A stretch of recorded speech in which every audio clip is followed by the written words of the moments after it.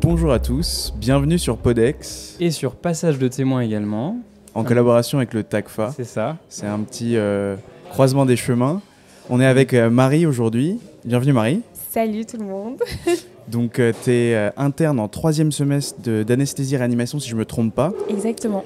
Et donc on fait un épisode avec toi aujourd'hui pour parler un peu du TACFA, des fondements.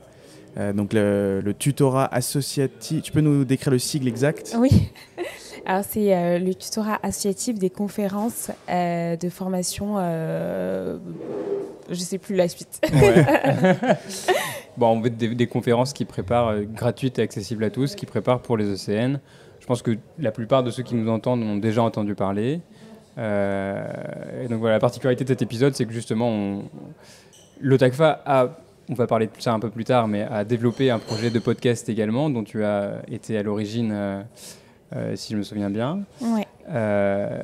Et puis nous, de notre côté également, on fait Podex depuis 2 ans maintenant. Je ne sais plus quand est-ce qu'on a commencé en février. Donc ça fait 2 ans, presque. Ça fait 2 ans. Ça fait 2 ans. Et donc voilà, on a pris contact avec toi et avec le TACFA en général pour faire un bout de chemin ensemble et puis pour collaborer et pour mettre nos énergies en commun Exactement. Pour les étudiants. Ouais, alors nous on était surtout, avec Passage de témoins, on était surtout partis sur des vidéos. Ouais. C'était ça le principe initial et en fait on s'est dit pourquoi pas développer des podcasts parallèlement, ce qui permettrait en fait aux gens de diversifier un peu leur mode d'écoute et surtout d'écouter dans le métro, d'écouter quand on fait quelque chose à côté, etc. Mais c'est vrai que pour l'instant on est resté un peu ciblé sur les vidéos et on essaye de faire des podcasts de temps en temps, donc c'est pas comme vous qui êtes plutôt focus sur les podcasts. Nous on est majoritairement sur Ouais. du son effectivement. Après on met aussi un petit peu des vidéos, on en a quelques-unes sur notre chaîne YouTube et puis sur Insta on met des petits teasers de chaque épisode.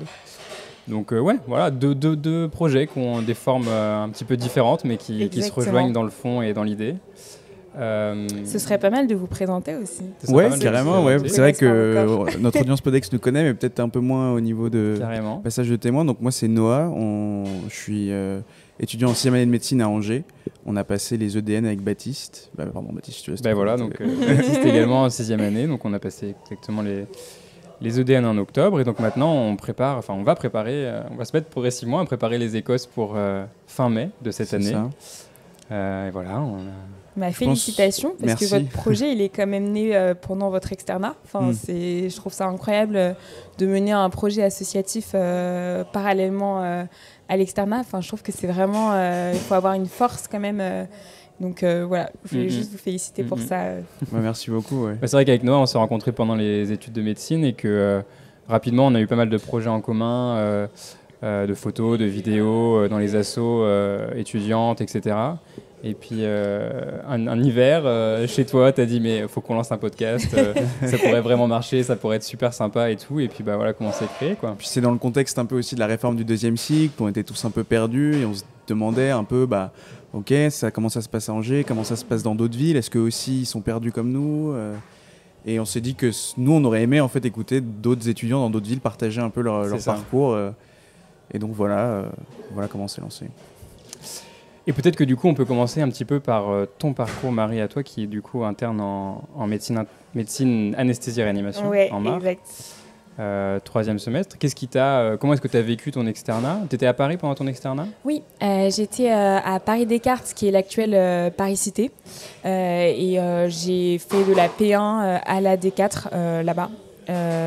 Donc j'ai commencé en P1 comme tout le monde, je pense, un peu perdu, ne pas trop savoir vers où j'allais. Mais ça faisait très longtemps que je voulais faire médecine, mais j'appréhendais quand même la charge de travail qui était exigée en P1.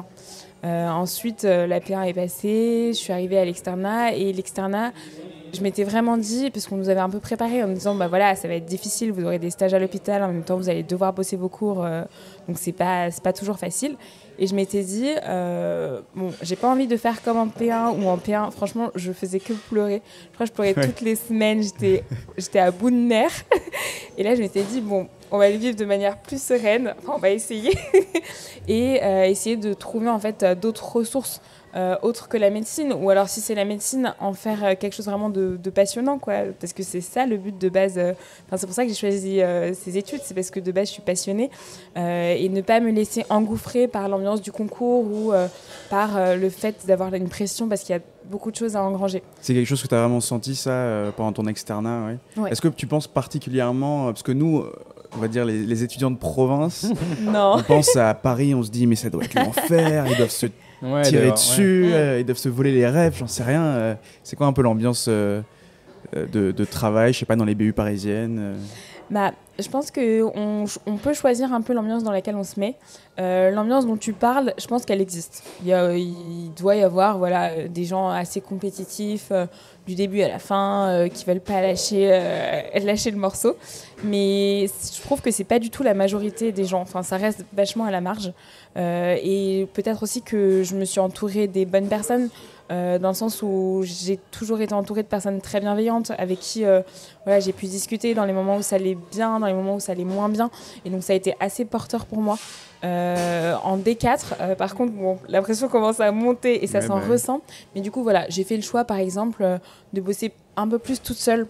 Quand je dis bosser toute seule, c'est plus passer la journée, enfin, choisir mon lieu de travail juste en fonction de moi et pas forcément en fonction des gens qui y allaient. Parce que les pauses, je trouve qu'en D4, ça finit vite par parler de médecine. Et moi, j'avais pas envie de ça, j'avais envie de regarder ma petite série ou de penser à d'autres choses. Enfin, de vraiment vivre le truc comme je le voulais, tout en ayant quand même un groupe de travail, une sous-colle, où en fait on se faisait des récités de nos cours, surtout en LCA. C'est un peu ce qu'on avait choisi en D4, c'était de réciter nos cours ensemble. Et ça, pareil, ultra bienveillant, parce qu'en fait c'était mes potes, donc c'était très chouette.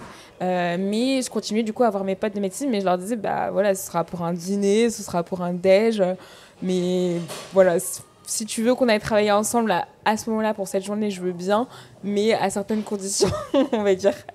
Donc c'était comme ça que j'avais décidé de m'organiser. Et donc avec le recul maintenant d'un an et demi, 2 ans, tu dirais que tu as bien vécu ton externat et que tu es contente de ces années? Parce que quand on est dedans, quand on en sort, on dit « Ah ouais, c'était horrible, franchement, plus jamais et tout ». Enfin, plus jamais. Il n'est pas question de le refaire de toute façon, mais comment est-ce que, avec le recul, tu revis ça et qu'est-ce que tu aurais pu peut-être améliorer? Qu'est-ce qui a bien marché pour toi? Alors, je dirais que la D2, D3, plutôt la D2, je ne l'ai pas forcément très bien vécue. C'était l'arrivée des gardes, j'étais totalement paumée à l'hôpital. Je trouvais que c'était un milieu hostile et je me demandais vraiment, je vais devoir passer autant de temps dans cet environnement. Je ne comprenais pas trop ce qui m'arrivait. Et puis j'étais aussi un peu perdue au niveau de ma méthode de travail parce que j'aime aller en cours depuis la P1. Enfin, en P1, j'allais en cours tout le temps. Et même pendant l'externat, j'ai continué. Je me disais, mais est-ce que je ne suis pas en train de perdre du temps en allant en cours? Mais c'est aussi ce que j'aime. Enfin, j'étais un peu tiraillée par tout ça. Alors que quand je suis arrivée en D3, disons que je crois que le confinement m'a un peu aidée. J'aurais jamais cru dire ça, mais parce qu'en gros le confinement pour moi est arrivé pendant ma D2 et en fait après on a eu les confinements un peu successifs, les faux confinements où la BU était fermée mais on pouvait quand même sortir, donc voilà. Et donc en D3, comme je pouvais un peu moins sortir, je me suis dit ok, bon je vais travailler du coup et je vais surtout essayer de prendre plus de recul sur ma méthode de travail, essayer de comprendre comment je fonctionne, et ça je pense que ça a été assez porteur pour moi parce que du coup quand je suis arrivée en D4, je me suis dit ok, je sais comment je fonctionne maintenant, je peux vraiment l'exploiter au max et je vais bien le vivre. Et ce qui m'a aidé aussi en D4, je pense, à bien vivre mon année, parce que je pense que j'ai pour le coup bien vécu ma D4, c'est que je le prenais de manière plutôt cool. J'avais pas vraiment la perspective du concours à la fin. Je me disais juste, là, le but, c'est que tu révises au max, que tu donnes les moyens d'avoir un bagage de connaissances qui te permettra d'être un bon médecin plus tard. Enfin, j'espère. Et je me disais, voilà, chaque occasion est une occasion d'apprendre. Je trouve qu'en médecine, on a toujours peur un peu de se dire, mais si je pose cette question, comment les gens vont me regarder, comment est-ce que je vais être jugée, etc. Et là, je m'étais dit, mais Marie, tu t'en fous. Là, tu es là pour apprendre. Et en fait, si tu poses pas les questions, tu t'apprendras jamais. Et donc, tu resteras nul, quoi. Et en D4, c'était vraiment ma philosophie. Tout était un peu source d'émerveillement. Je me disais, OK, ça, c'est trop cool et tout. Incroyable, j'ai découvert ça et tout. Et du coup, je pense que ça m'a beaucoup aidé à le vivre. Et d'ailleurs, quand le concours blanc de mars, du coup, est arrivé, ça m'a fait bizarre d'avoir un classement. Je me suis dit... Ah ouais, il y a quand même un enjeu derrière que j'avais oublié. C'est une petite piqûre de rappel. Exactement, une petite piqûre de rappel. Et je me suis dit, bah ouais, en fait, il y a aussi l'enjeu du concours. Donc voilà, j'étais entre ces deux trucs où je me disais, bah, vis ton truc à fond. Et vers la fin, quand même, rappelle-toi qu'il y a un concours, donc c'est une épreuve, donc il faut te mettre en condition. Et voilà. C'est vrai que tu parles de la D4 où tu étais bien, t'étais à l'aise, tu te rendais compte que tu apprenais plein de choses aussi. C'est vrai que j'ai eu ce même sentiment, je pense qu'on en a déjà parlé, c'est vraiment le temps qui fait que quand tu arrives en D4, bon, nous on a passé le concours avant, mais tu as plein de connexions en fait. Tu fais des connexions entre les différents refs, entre les différentes spécialités. Ça arrive un peu comme ça de nulle part, mais je pense que c'est juste le temps, on va dire, le temps passé en stage auprès des patients. Et il y a des choses qui se débloquent comme ça. Ouais. Je suis totalement d'accord. Et quand tu arrives à te détacher un petit peu de la pression de l'échéance et quand tu essayes de prendre un peu, pas forcément de recul, mais justement que tu essayes de ne pas être submergé par la montagne de refs et de matières à voir et d'items à parcourir, peut-être qu'en prenant étape par étape et en y allant, en se disant ok, ça c'est cool, découvrons ça, sans se mettre la pression par tout ce que tu as à faire, peut-être que tu l'appréhendes mieux et que c'est plus facile à vivre. Ouais. Et un autre truc qu'on entend aussi dire à Paris, c'est que les externes ne vont pas en stage et qu'on les laisse ne pas venir en stage pour avoir plus de temps pour réviser pour les ECN. Est-ce que c'est vrai ou pas ça? Là encore, je trouve que c'est une question de choix. Il y a ce qu'on appelle les stages Planck. Ils ont un nom. C'est les stages en effet où tu fous rien et tu n'as pas l'obligation entre guillemets de venir. Alors souvent c'est sous des formes particulières. Donc tu viens 2 heures par exemple ou tu viens pour le staff, après tu repars, etc. Mais parce que le nombre d'externes est jugé quand même assez important pour assurer les missions du service. Il y en a pas mal en D4. En tout cas, les D4, comme on est prioritaire sur les choix de stage, on peut en choisir plus. Pour ma part, j'ai pas décidé de faire de cette manière. J'ai plutôt décidé de passer beaucoup de temps à l'hôpital, que j'ai finalement appris à aimer entre la D2 et la D4. Et là, pour le coup, j'ai fait des stages très prenants. La médecine interne, gériatrie et psychiatrie, mais dans un stage où pareil, il fallait des investissements, où j'y allais tous les jours. Et ça, je l'avais choisi parce que je voulais un rythme en fait. Je voulais me lever pour quelque chose. J'aimais le temps passé avec les patients et ça me rappelait aussi quand je me repenchais sur mes items, sur mes fiches, qu'en fait, je bossais pour un truc. Et que c'était pas purement du papier, que c'était pas quelque chose de purement théorique. En fait, il y avait une pratique derrière. Mais oui, ça existe. Il y a beaucoup de gens qui choisissent des stages Planck en D4. Après, je sais pas si c'est quelque chose qui est forcément, approuvé de manière institutionnelle. Je pense qu'il y a déjà des gens qui se sont pris des taquets en stage en disant les D4 vous venez pas assez. Mais il y a aussi ce truc de, en effet, un peu plus cool où on leur dit on peut faire des semaines aménagées, tu vois, ça peut être un format genre semaine complète. Alterner des semaines complètes et des semaines off pour prendre plus de temps à réviser de manière plus groupée, quoi. Bon, un peu comme ce qui se passe en GE aussi finalement. Oui, finalement, c'est pareil pour vous. Et qu'est-ce qui t'a amené ensuite vers l'anesthésie-réanimation? Comment est-ce que tu t'es dit, après tes ECN du coup, qu'est-ce qui t'a fait choisir une spécialité? Ou avant les ECN, peut-être que tu avais déjà un peu réfléchi à ça? Alors, j'avais pas du tout réfléchi à ma spécialité. En fait, j'aimais vraiment beaucoup de choses dans la médecine. Après, je sais que je voulais quand même pas forcément de la chirurgie. Donc, ça m'avait écarté quelques choix. Et après, je voulais quand même une spécialité où ça allait être très global dans la prise en charge des patients, où on n'avait pas... j'adore les cardiologues, par exemple, mais juste être focus sur le cœur, moi, ça m'allait pas comme spécialité. Et en fait, j'ai vraiment pris le temps de réfléchir pendant l'été, en réalité, après la D4. Pendant la D4, j'étais un peu dans mon truc, je kiffais, j'étais dans le truc et tout. Et après, je me suis dit, voilà, tu vas te poser, Je voulais aussi savoir, j'avais bossé quand même pour me dire, je veux me donner le choix, justement, comme je ne sais pas quelle spécialité je veux.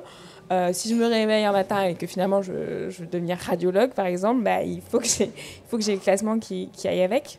Mais quand je suis arrivée du coup après la D4 pour me poser en mode bon, qu'est-ce que je souhaiterais faire, là je me suis dit bon, je vais une spécialité où il y a une prise en charge globale, je vais une spécialité où je fais des gestes, je vais une spécialité où je me sens autonome dans ma spé, donc où j'ai pas besoin forcément de faire appel à beaucoup trop d'autres spé au quotidien en tout cas.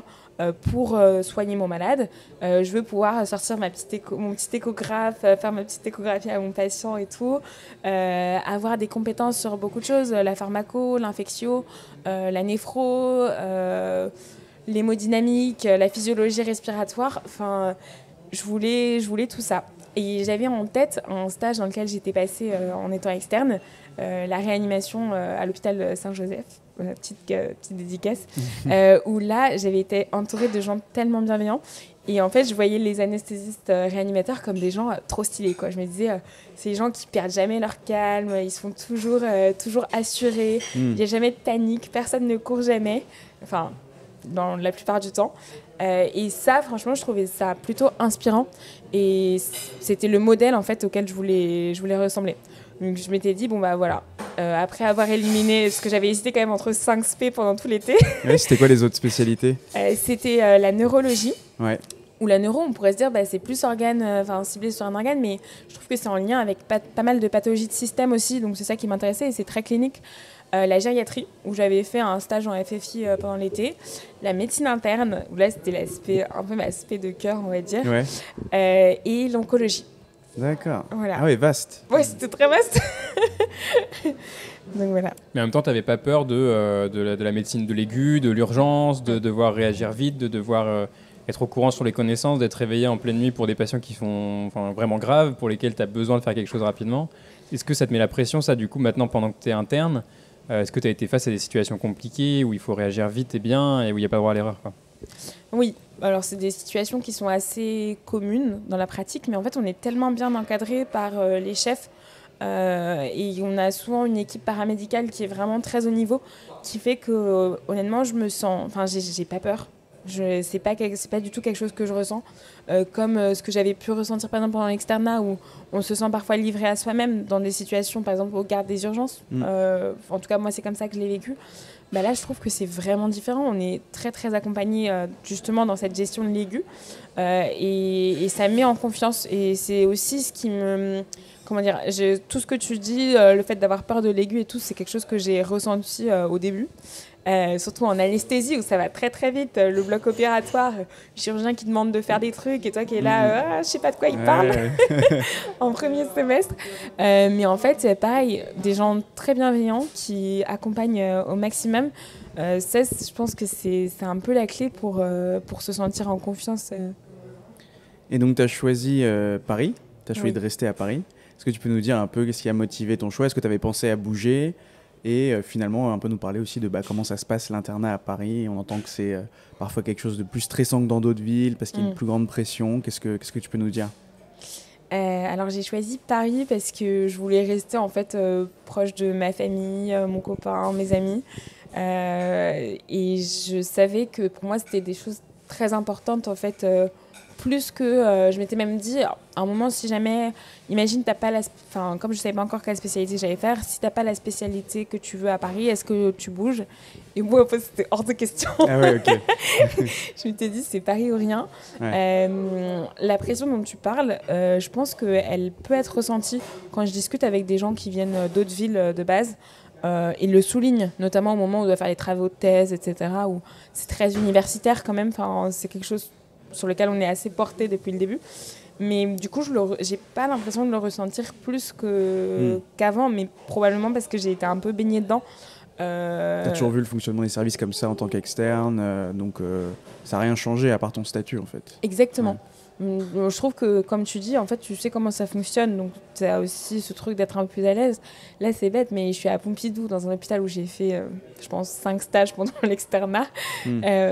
Et en fait, c'est trop cool parce que du coup, je croise des gens que je connais aussi. Enfin, c'est ça qui est trop drôle. Tu vois, je croise des chefs et je me dis, ah, mais ce chef, c'était mon premier stage de P1, par exemple, le stage infirmier. C'est la personne qui m'a montré comment faire une échographie. Enfin, c'est trop drôle. Même les internes qui deviennent chefs dans les hôpitaux après, on les recroise en tant que chef et on se dit, ah, mais trop marrant. Mais du coup, j'imagine que pour vous aussi, ce sera pareil. Enfin, je sais pas quelle ville vous avez choisi.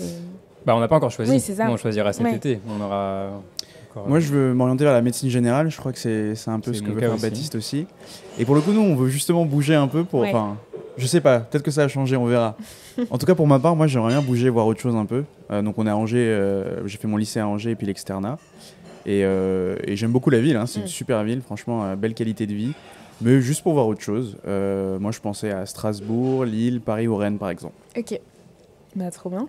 Moi aussi, ça me dérangerait pas de bouger aussi, même si on sait que, on est quand même bien attaché à l'Ouest, je pense, et c'est pareil, on a des proches là-bas, on a de la famille là-bas, et Angers, c'est quand même très agréable. Il y a quand même beaucoup de villes très sympas dans le coin, mais c'est toujours un petit peu tentant, quoi, d'aller voir un petit peu ce qui se passe à l'autre bout de la France, quitte à revenir ensuite, et voilà. Mais moi, c'est plus la montagne pour le coup, peut-être Grenoble ou Lyon. Lyon, ou ouais. Très bien. Voilà un petit peu. Et donc, globalement, t'as l'air plutôt contente de ton internat et épanouie dans ton choix.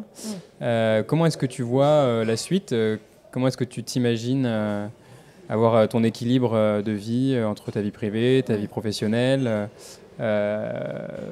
Est-ce que la porte de l'anesthésie tranquille... Un clic.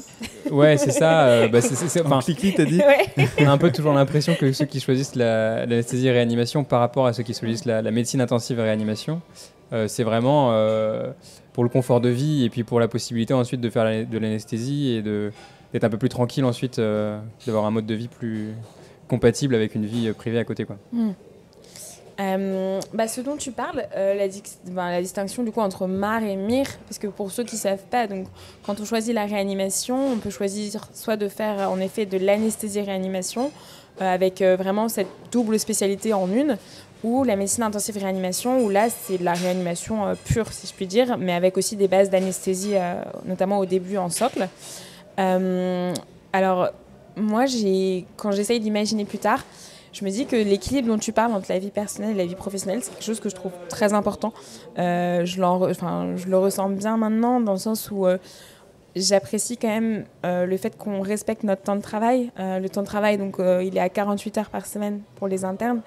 C'est quand même quelque chose qu'on essaye de respecter dans la spécialité, ce qui est plutôt appréciable. Alors, ça veut dire que du coup, on alterne parfois entre des semaines plus light, plus lourdes, etc. Il y a des stages où c'est plus exigeant, donc où ça va être un peu augmenté, mais je trouve que quand même, dans l'idée, on a pas mal de jours en fait, où on peut avoir des jours universitaires. Ça ne veut pas dire qu'en fait, on ne fait rien le temps où on a des jours universitaires. Ça veut dire qu'on peut bosser nos travaux perso, que ce soit la thèse, les masters, nos cours, parce qu'on a quand même beaucoup de cours à apprendre. Enfin, ce que je disais, c'est une spécialité très polyvalente, donc il y a un peu cette pression-là aussi d'acquérir beaucoup de connaissances diverses et variées. Et donc moi, je me dis, pour l'instant, j'ai du mal à me positionner. Alors, je suis quand même plus côté réa que côté anest. Ça a toujours été le cas de base et pour l'instant, c'est ce que je ressens. Mais j'aime aussi beaucoup l'anesthésie. Dans l'idéal, moi, j'aimerais faire un poste partagé, comme ça se fait pas mal, où en fait, tu alternes entre de la réa et de l'anest. Ça, je trouverais ça vraiment stimulant.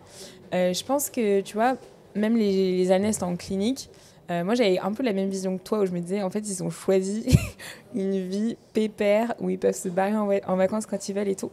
En fait, ils travaillent beaucoup, parce que la clinique, c'est du 7h30, 20h parfois, où t'enchaînes les malades. Donc, t'as pas le temps de te poser. Donc, ça veut dire que quand t'es là, tu bosses à fond. T'induis tout seul. Donc, ça veut dire qu'il faut qu'on te présente le dossier du patient. Ça va quand même assez vite. Tu dois évaluer les risques liés à l'opération, liés à ton induction, liés à l'intubation, très rapidement. Donc, avoir une cartographie pour dire, bon, bah, je fais ça, je fais ce protocole, je l'endors de cette manière. Et ensuite, t'induis, donc même de manière technique, hein, c'est pas forcément facile. T'es là, alors parfois, t'as un infirmier ou une infirmière anesthésiste qui est là aussi pour t'aider. Ça dépend des salles et de l'organisation. Ils sont quand même très souvent là. Mais voilà, donc t'induis, hop, tu vas sur ta salle d'à côté et tu continues à côté. Ouais, c'est pas comme en CHU, les équipes sont plus réduites, t'as pas un interne qui peut t'aider, un externe qui peut te tenir un truc, ou c'est vraiment t'es livré à toi-même en tant que professionnel dans ta clinique privée, quoi. Et c'est une vraie responsabilité, une vraie prise de décision qui aura un impact aussi sur la prise en charge, donc c'est pas non plus anodin. Mais t'as pas toute la protection de l'hôpital public aussi. Ouais. Bah alors je pense que tu as une protection quand même parce que ça reste un établissement de santé. Oui, bien sûr. Mais je vois c'est exactement ce que tu dis. T'as pas une armada de internes, externes, chefs, IAD présents au bloc opératoire à ce moment-là. Donc je pense que c'est quand même des gens qui sont assez bétons pour faire ça, parce que je pense que sinon ils le feraient pas. Mais du coup, moi pour l'instant, j'envisage quand même le truc où j'aime enseigner. J'aime à ma petite échelle, hein, parce que j'enseigne pas là tout de suite, mais plus tard j'aimerais enseigner. Et du coup, je pense qu'en effet l'hôpital me permettrait de le faire. Après, honnêtement, je suis qu'au tout début, donc j'ai encore beaucoup de choses à découvrir, et notamment l'exercice dans le privé. J'ai pas encore expérimenté. Tout ce que je vous raconte, c'est vraiment des on-dit. Tu peux faire des stages en tant qu'interne en clinique pour voir un peu comment ça se passe. Exactement. Ça, ouais. Okay. Dans les hôpitaux privés ou en clinique, tu peux aussi aller voir comment ça se passe. Ce qui est vraiment une plus-value en ANES-REA, puisque comme on le disait, c'est une des modalités d'exercice de l'anesthésie. Et voilà. Et pour être passé dans un stage d'anest qui était incroyable, où les anesthésistes étaient ultra investis et autres, je trouve que ça a fait aussi mentir les gens qui disent que quand tu choisis anesthésie-réanimation, c'est pour te planquer derrière et juste pas gérer le truc. L'anesthésie, bien que ce soit beaucoup plus sécure qu'avant, c'est quand même quelque chose où il faut être vif en fait. Faut être présent et il faut avoir la capacité d'analyser, comme je le disais tout à l'heure, les risques de manière rapide et concise pour choisir ton protocole d'induction, d'intubation, d'entretien et le réveil. Et ensuite, la salle de réveil, qui est quand même une autre étape de ce qui se passe. Donc toi, c'est un truc qui t'attire, mais pas forcément pour tout de suite. Et tu veux du coup partager ton temps entre l'anesthésie et la réanimation. Ouais, franchement, c'est un mode d'exercice qui me plairait beaucoup, je pense.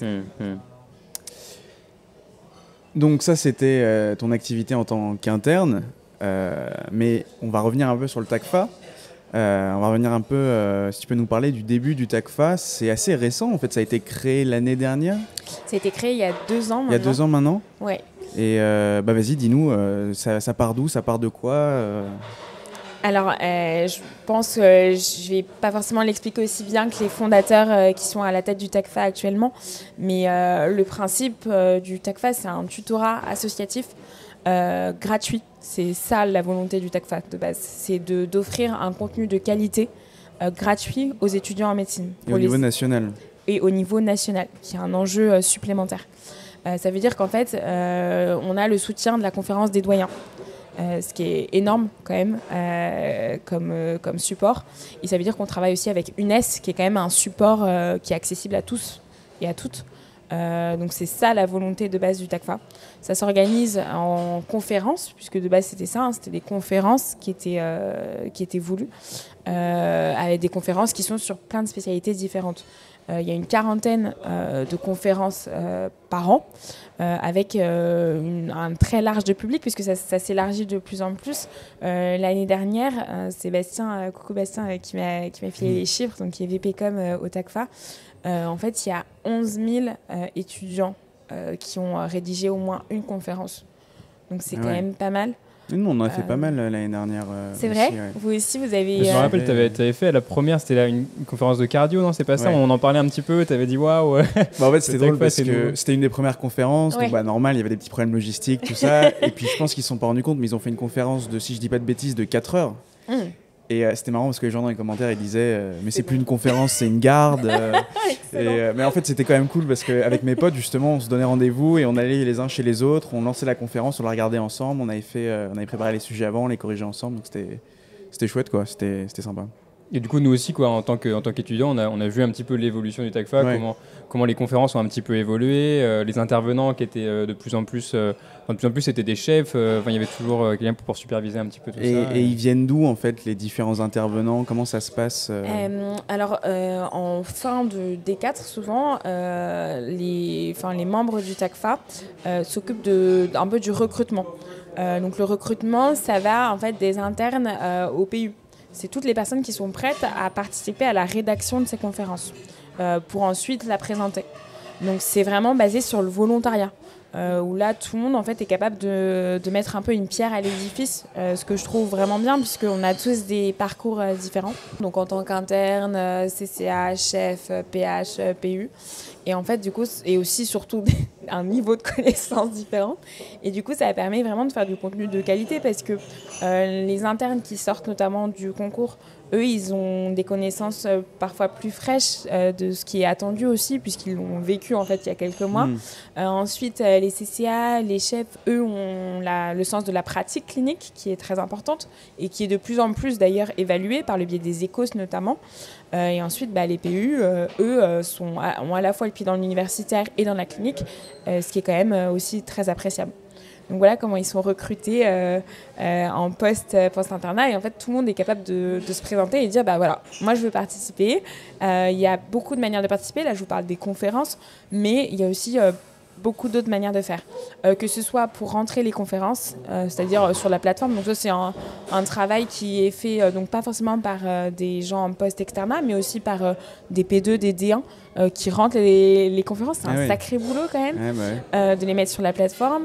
Ça peut être aussi pour la rédaction de sujets d'écos, qui est très appréciable. Il y a plus d'une dizaine en fait, de sujets d'écos qui sont disponibles avec des sessions qui sont organisées de manière assez périodique et qui permettent de s'entraîner de manière concrète. Donc c'est réalisé dans les hôpitaux avec qui on a un peu des affinités. On organise ça, c'est pas moi, mais les personnes qui en sont en charge l'organisent.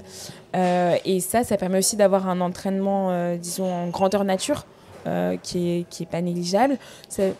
Et donc ce dont tu es en train de parler là pour les écos, justement, tu es en train de dire que ça va se développer là, c'est-à-dire que des internes qui travaillent bénévolement pour le TACFA dans leur propre ville sont en train d'organiser des sortes d'écos blancs un peu... Mais alors c'est déjà en place. C'est déjà en place. Mais alors moi je parle pour l'instant pour Paris parce que c'est ce que je connais et je ne sais pas si ça a été développé dans les autres villes. J'ai pas envie de dire d'autres bêtises. Nous on n'en a pas entendu parler à Angers. Pas pour les Écosses en tout cas. Pas pour les Écosses. Donc les Écosses, pour l'instant je pense que c'est sur Paris, mais ça a vocation honnêtement à c'est tout nouveau. Donc, toucher. Voilà, c'est assez nouveau comme tu le dis. Il faut aussi qu'on puisse avoir en fait dans d'autres villes des partenariats avec d'autres hôpitaux, qu'on organise ça pour mettre ça en place. Mais maintenant que tu le dis, je pense que ça pourra aussi booster le projet pour faire en sorte que tous les étudiants en fait à l'échelle nationale puissent y participer. Et ça, donc c'est déjà en place. C'est disons tous les 2 mois pour l'instant, j'ai l'impression, où en fait il y a une grosse session d'écos qui est organisée. C'est pas mal. Sur des spécialités différentes à chaque fois. Donc ça permet aussi de varier le type d'entraînement. Parce qu'on a, je pense que c'est pareil dans d'autres villes, mais nous, par exemple, on a un tutorat aussi des externes qui organisaient des conférences ou des concours blancs.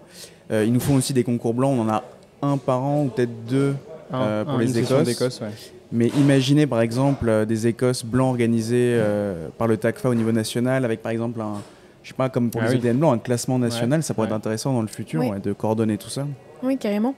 Après, ça demande beaucoup de moyens humains et organisationnels derrière. Si c'est pour faire toutes les villes en même temps, bien sûr, c'est compliqué, mais ce serait sympa. Mais ça pourrait, comme là, on est en train de, comme nous, on a pu discuter tous les trois, de faire en sorte que on puisse faire ce passage de témoins en fait dans d'autres villes avec d'autres étudiants sur place et autres. C'est des idées en fait qui sont aussi bonnes à prendre.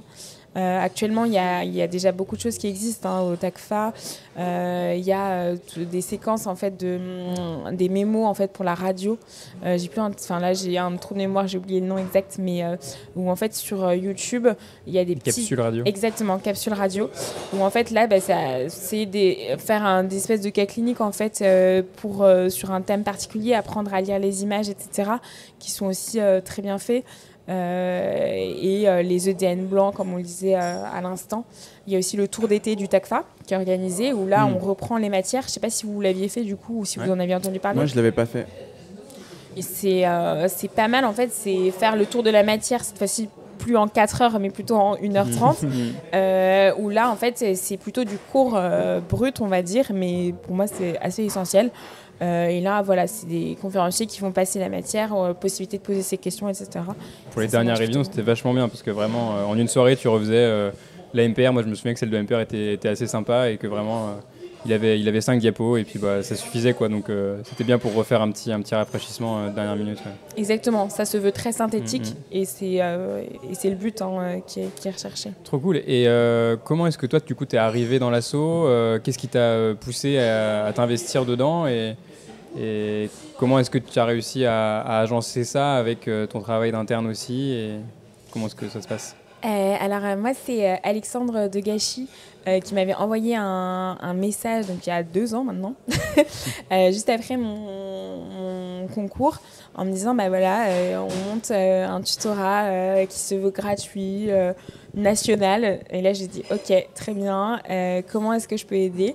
Donc lui, il me proposait de faire partie de l'équipe d'anesthésie réanimation, donc de participer à la rédaction des conférences, mais aussi des échos, enfin de tout ce qui concernera un peu les supports de la spécialité. Et c'est comme ça que je suis rentrée un peu dans le TACFA. Donc au tout début, c'était des missions vraiment sur les conférences, les concours blancs. Et après, il m'a proposé de participer à un autre projet qui était de faire en fait des vidéos de témoignages des externes. Donc on a appelé passage de témoins. Donc, des internes. Des internes, pardon. C'est ça, hein? Ouais. Donc c'était des témoignages des internes, pardon, pour les externes. Ouais, okay. Et qu'on a appelé passage de témoins. Où là on était 3 au début avec Soraya et Clémence, et où on s'est dit comment est-ce qu'on peut rendre ce support attractif pour les externes, pour que ça puisse les informer sur des sujets parfois précis, parfois un peu moins précis, mais comment est-ce que ça peut les aider à avancer en fait dans leur externat, voilà. Donc c'est comme ça que j'ai commencé. Le milieu associatif, c'était un milieu que tu connaissais déjà peut-être pendant ton externat? Tu avais peut-être été dans d'autres assos? Alors pendant l'externat, pas trop. Ouais. Mais en fait, juste avant l'externat, donc en D1, j'ai fait partie du bureau de l'association Nemo, qui est en fait l'association pour le Noël des enfants malades, où on organisait des activités dans les hôpitaux.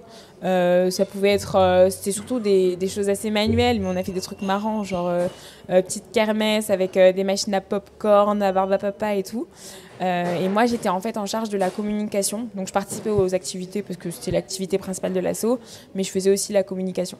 Et c'est dans ce contexte-là, d'ailleurs, que quand Alexandre m'a proposé de participer à la communication, en fait, enfin, c'est une part de la communication du TACFA, je me suis dit, ça me rappelle des vieux temps. Et le TACFA, c'est un bureau de combien de personnes à peu près? Alors, disons qu'il y a une dizaine de membres, disons, à la tête, donc les VP, ouais. Donc, qui sont chargés de missions un peu particulières. Donc, tu as le VP Com, le VP Ecos, VP Conférences, etc. Et qui chapeautent un peu, disons, d'autres équipes, d'autres personnes. Et voilà, donc c'est une dizaine de membres, disons, à la tête, avec les membres fondateurs au-dessus. Et c'est tout le monde à Paris ou il y a du monde un peu partout De partout. Ouais. De partout. Par exemple, en anesthésie réanimation, nous, par exemple, celui qui est un peu à la tête, donc c'est Rémi. Lui, il n'est pas du tout à Paris, il est en Bretagne. Il chapeaute quand même de là où il est. Il participe de manière très active. Donc c'est ça qui est aussi super intéressant, parce que si on restait dans le prisme parisien, je pense que ce serait pas forcément enrichissant en fait pour puis adapté aux besoins de tous les étudiants. Exactement. Ou des retours. On saurait pas aussi, enfin on serait pas capable de s'identifier aussi vraiment à eux, quoi.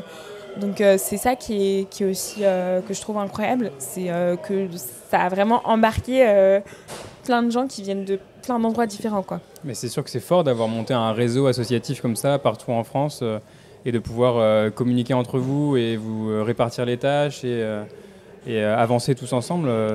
Comment est-ce que ça se passe, le travail en équipe? Comment est-ce que, peut-être quand tu préparais des conférences, ouais. Pour communiquer, pour préparer tout ça, pour se répartir les sujets, ça se passe bien? Ouais, ça se passe bien. Alors bon, il y a des hauts débats comme dans toutes les équipes, mais globalement, c'est cool parce qu'en fait, ça revient de manière assez périodique. C'est pas non plus quelque chose qu'on fait tout le temps, puisque la conférence d'anesthésie réanimation, elle tourne avec plein d'autres conférences finalement. les concours blancs de même, les écos de même. Et en fait, voilà, c'est Rémi souvent qui met un petit message en disant voilà, là on doit organiser une conférence, un concours blanc, un tour d'été. Qui souhaite se charger de ça, qui souhaite être à la tête et organiser, et ensuite qui souhaite tout simplement participer au projet. Donc ça, en général, on fait des petits visios pour se répartir les tâches. Par exemple, pour le tour d'été, de manière plus concrète, on s'est dit, voilà, il y a 2 personnes qui seront à la tête de la rédaction, donc qui seront chargées de développer la trame et un peu la méthode et comment est-ce qu'on souhaitait avoir un format, dossier, exactement. Ouais. Quel format est-ce qu'on souhaitait adopter. Et ensuite, chacun, on est sur un fichier partagé, donc un GDoc, un truc sur le Drive. Et voilà, on complète, on met des commentaires. Voilà. Heureusement que la technologie nous aide pas mal sur ça. Et vous demandez, vous faites appel aussi donc au PU pour leur demander de corriger une fois que vous avez rédigé, ou aussi ils rédigent directement. Comment ça fonctionne Alors ouais, en gros, on leur demande surtout de relire les CCA. Les CCA peuvent aussi rédiger. Probablement qu'il y a des PU qui rédigent aussi, mais que dont je suis pas forcément au courant. Mais je sais qu'il y en a qui participent de manière très active. Mais en effet, on aime bien avoir leur regard au CCA, au PU, au MCU, a posteriori, pour nous dire, voilà, est-ce que vous pensez qu'on a vraiment répondu à la thématique ? Est-ce qu'on n'est pas trop éloigné de ce qui est voulu en fait par le CNG et de ce qui se fait aussi en pratique clinique ?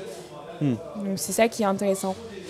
Et ça te prend combien de temps à peu près dans ta semaine ou dans ton mois de participer ? J'imagine que c'est pareil, comme tu dis, que c'est par période et que si t'es pas trop dispo, tu peux le dire et que c'est pas un souci. Mais est-ce que ça te prend du temps ? Alors ça prend du temps, mais comme tu dis, c'est périodique. Donc ça, c'est cool. Il y a des périodes en effet où c'est plus chaud. Par exemple, quand on doit préparer le tour d'été, là on se dit, voilà, ça va me prendre quelques heures dans la semaine, disons 3-4 heures, mais assez espacées. Il y a des périodes où quand je bosse pour passage de témoins, ça me prend plutôt 1 heure par semaine. Le temps parce qu'il y a aussi le fait de relancer les gens qui vont participer aux interviews, faire les montages, faire relire les vidéos, donner des éléments à Bastien pour qu'il fasse la com ensuite de l'épisode. Les échos, ça par exemple, ça m'a pris 2h30 pour faire un sujet. Après, il faut que ce soit relu. Donc c'est plus l'intermédiaire, les relances, les deuxièmes regards en fait, qui prennent aussi plus de temps que de faire les choses en elles-mêmes. Et puis c'est en fait le travail de groupe, vous devez le savoir aussi vous très bien. Quand on fonctionne dans une association, c'est pas la même chose forcément, quoi.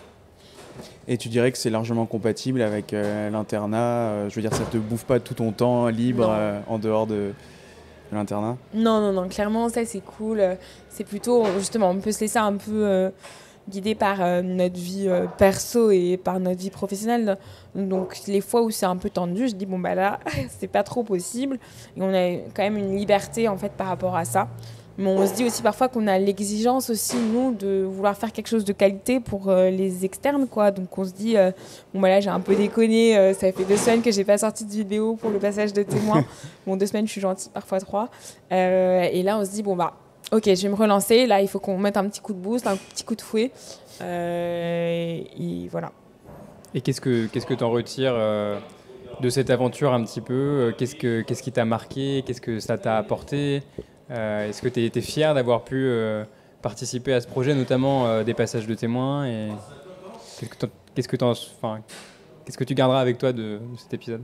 Alors moi, ce que j'aime beaucoup, c'est les rencontres dans l'associatif, le fait de pouvoir discuter avec plein de gens différents qui ont vécu plein d'expériences différentes et autres. Je trouve que c'est très enrichissant, notamment quand je fais les petites vidéos, ou même là, quand on se retrouve pour discuter de ça, c'est trop chouette. Après, ce que j'aime aussi, c'est le fait que ça m'aide aussi à me perfectionner dans ma spécialité. En faisant les conférences, notamment d'anesthésie et réanimation, ça permet de se mettre à jour en fait sur quelles sont les nouvelles recos et autres quand je me penche sur un item particulier.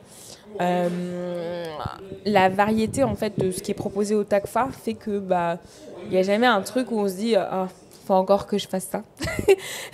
Mais il y a aussi des moments, et ça je pense que c'est normal aussi dans du travail associatif, où on est en mode là j'ai la flemme. Là j'ai la flemme parce que sur le plan personnel j'ai d'autres enjeux. sur le plan professionnel aussi, voilà, j'ai des biblios à rendre, des staffs ou autres. Et là, on se dit, je lève le pied. Parce qu'en fait, je trouve que ça sert à rien de plus faire les choses avec passion. On est amené à faire des erreurs, on est amené à être moins investi. Donc voilà. Et est-ce que tu aurais des conseils à donner aux externes qui nous écoutent là, pour préparer leurs EDN et choisir leur spécialité d'internat particulier? Alors pour la préparation des EDN en elle-même, je pense qu'il faut vraiment qu'ils trouvent un équilibre. L'équilibre, on le redit, mais je le redis encore, l'équilibre entre la vie perso et la vie professionnelle, ça me paraît essentiel. Je pense qu'à chaque fois, ils doivent se poser la question, pourquoi est-ce que je suis en train de faire ça ? Est-ce que c'est juste pour répondre à un concours, ce qui peut être le cas, mais est-ce que ça me booste assez ? Est-ce que c'est plus pour essayer de me perfectionner en tant que médecin, me dire, dans quelques temps, je suis médecin et j'ai envie d'acquérir de nouvelles connaissances. Et en fait, quand ça ne va pas, apprendre à lever le pied et apprendre à se dire qu'est-ce qui pourrait m'équilibrer davantage ? Est-ce que je ne laisse pas assez de place à ma vie personnelle ? Ou est-ce que parfois j'en laisse trop ? Moi, ça m'est arrivé en D2 notamment, où je me disais, ok, va falloir peut-être lever un peu le pied sur ce que tu es en train de faire à côté. C'est très chouette, mais ça ne te permet pas d'être non plus très concentré sur ce que tu es en train de faire. Et ensuite, pour le choix de spécialité, moi, j'ai été vachement épaulée par ma famille, mon copain et mes amis. Au moment où je choisissais la spécialité, c'était la conversation qui revenait tout le temps entre mes 5 spé là. Et est-ce que c'était jusqu'au dernier moment, genre le jour des choix, le moment du clic, ou est-ce que tu avais quand même déjà... Moi, ce qui est marrant, c'est que... disons qu'à un moment, j'avais quand même fini par faire le tri entre les 5 spécialités. Il n'y avait plus que 3 spécialités dans la course, ce qui reste beaucoup quand on doit en choisir une. Et 2 semaines avant, là, j'ai eu un petit déclic où je me suis dit, c'est la Nesrea. Okay. La Nesrea, vraisemblablement, c'est le truc qui te plaît. C'est le truc aussi où tu as un challenge. C'est le truc où, en fait, tu te dis, je me repousse un peu dans mes retranchements. Parce que, est-ce que c'est dans ma personnalité d'être très vive, très alerte, de faire les trucs bien, ça, j'en sais rien. Et c'était un peu le doute que j'avais en choisissant la spécialité. Mais en fait, je trouve qu'on développe une spécialité professionnelle. Enfin, il y a quand même une différence entre notre attitude professionnelle et notre attitude en fait, dans la vie de tous les jours ou avec nos proches qui fait qu'on arrive à se dépasser et à se surpasser dans notre métier. Et donc, je dirais en fait à ceux qui nous écoutent et nous regardent, c'est choisissez la spécialité dans laquelle vous vous dites « Ok, c'est le ou la médecin que je veux être. » Parce que c'est vraiment finalement ce qui m'a guidée. Je me suis dit « Ok, quand je vois le modèle de médecin que je souhaite être, c'est ça. Je veux pouvoir gérer ça. Je veux pouvoir... Ça m'intéresse vraiment. Je veux un truc où j'ai matière à faire ce que j'aime, en fait. Et ça, je trouve que ça peut guider un choix de spécialité. Eh ben, merci beaucoup, Marie. On aime bien terminer par des petites questions un petit peu. Ceux qui écoutent les podcasts auront l'habitude. Est-ce que tu as une recommandation culturelle à nous partager, que ce soit médicale ou pas ? Quelque chose qui t'a marqué dernièrement, ces dernières années, un livre, une musique. Hier soir, on m'a parlé d'un livre, mais du coup, je ne l'ai pas encore lu. Mais ça peut quand même marcher. Partage toujours. C'est L'Enfant Peul. Il faudrait que je relise le nom de l'auteur quand même, mais je pense qu'il n'y en a pas beaucoup, en tout cas, qui ont ce nom. Où en fait, ça raconte apparemment l'histoire d'un enfant qui a grandi dans un milieu assez dur et qui donne pas mal de leçons de vie. Donc, comme je l'ai su hier, je le transmets aujourd'hui. C'est gentil, parfait. L'Enfant Peul, alors. Oui. Ok. Écoute, merci d'avoir pris le temps de nous rencontrer. Merci d'être venu, surtout jusqu'ici. Parce que c'est vous qui êtes venu de Angers quand même, donc merci à vous. On a pu faire ça dans un petit restaurant parisien, comme vous avez peut-être pu l'entendre tout le long de l'épisode. Avec l'ambiance. C'était sympa. Et puis merci beaucoup. Et puis on se retrouve pour un prochain épisode sur Passage de Témoin ou sur Podex ou les deux. Voilà. Carrément. Salut Marie. Salut.